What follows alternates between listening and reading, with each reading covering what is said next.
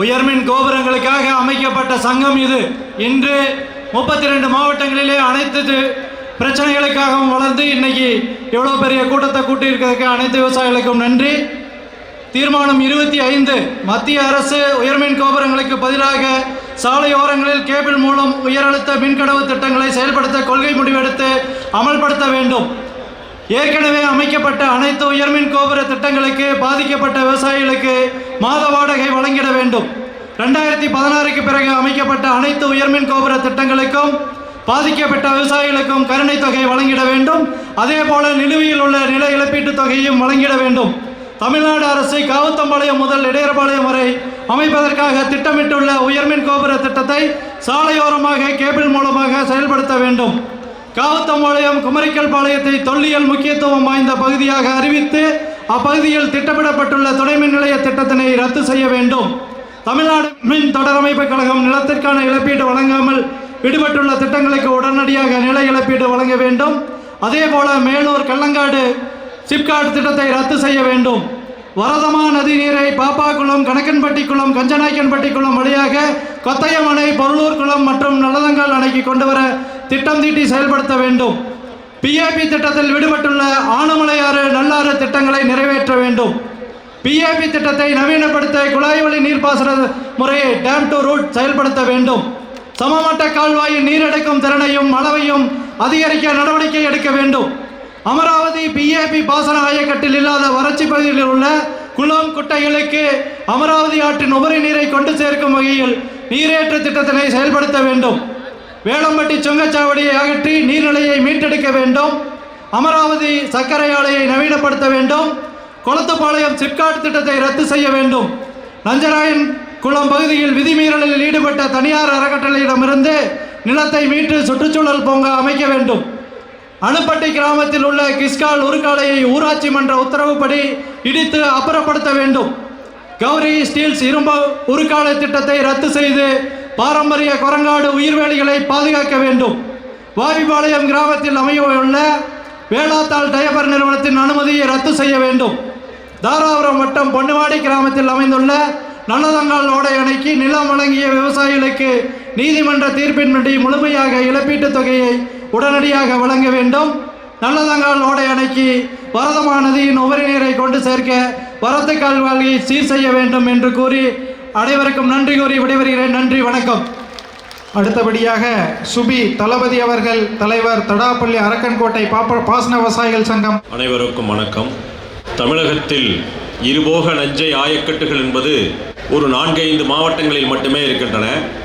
அப்படி ஈரோடு மாவட்டத்தில் கொடிவேரி அணை பாசனத்திற்குட்பட்ட 536 ஆண்டுகால தொன்மை பாசனங்களை கொண்ட 40,000 ஏக்கர் பாசன பரப்பில் சுமார் 24 பஞ்சாயத்துகளிலும் 7 பேரூராட்சிகளிலும் 3 நகராட்சிகளிலும் இந்த 40,000 ஏக்கர் ஆயக்கட்டு பகுதிக்குள் வீட்டுமனைகள், தொழிற்சாலைகள், வியாபார கூடங்கள் ஆகியவை ஏற்படுத்தப்படக்கூடாது என்ற தீர்மானத்தை எங்கள் சங்கத்தின் சார்பாக நாங்கள் நிறைவேற்றியிருக்கின்றோம். அதே போல தமிழகத்தில் இருக்கின்ற இருபோக நஞ்சை ஆயக்கட்டுகள் பகுதிகளை சேர்ந்த விவசாய சங்க பிரதிநிதிகள் இங்கே வந்திருக்கக்கூடும்.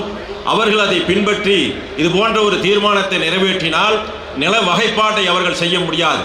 அவற்றை புஞ்சை நிலமாகவோ அல்லது புஞ்சையற்ற விவசாயமற்ற தரிசு நிலமாகவோ அவற்றை மாற்ற முடியாது என்பதை உங்களிடத்திலே நான் தெளிவுபடுத்த விரும்புகிறேன்.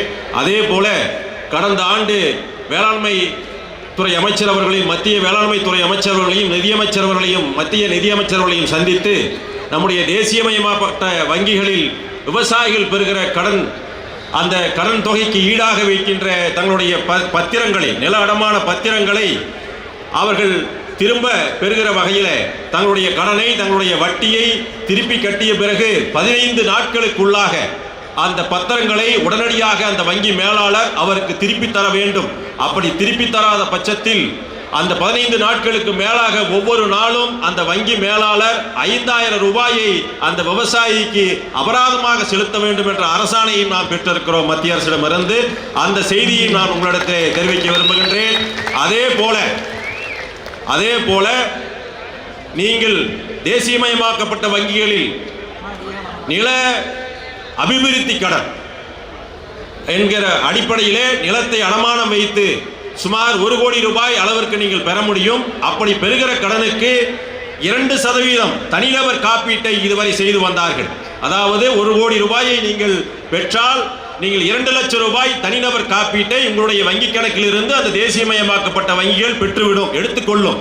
அவற்றையும் மாண்புமிகு மத்திய நிதியமைச்சர் மற்றும் வேளாண்மை துறை அமைச்சரிடம் பேசி கடந்த ஜூனிலிருந்து, அதாவது 2025 ஜூனில் இருந்து இந்த 6 மாத காலமாக அந்த தனிநபர் காப்பீடு என்பது தேசியமயமாக்கப்பட்ட வங்கிகளில் நாம் பெற்ற கடனிலிருந்து எடுத்துக்கொள்ளப்பட மாட்டாது என்ற உறுதியை நாம் பெற்றிருக்கிறோம். எனவே விவசாயிகள் அதையும் புரிந்து கொள்ள வேண்டும். வருகின்ற ஜனவரியிலிருந்து ஆரம்பிக்க போகின்ற புதிய ஊரக வேலைவாய்ப்பு திட்டம் 100 நாள் என்கின்ற 125 நாள் ராம் திட்டத்தின் கீழே எங்களை போன்ற இருபோக நஞ்சை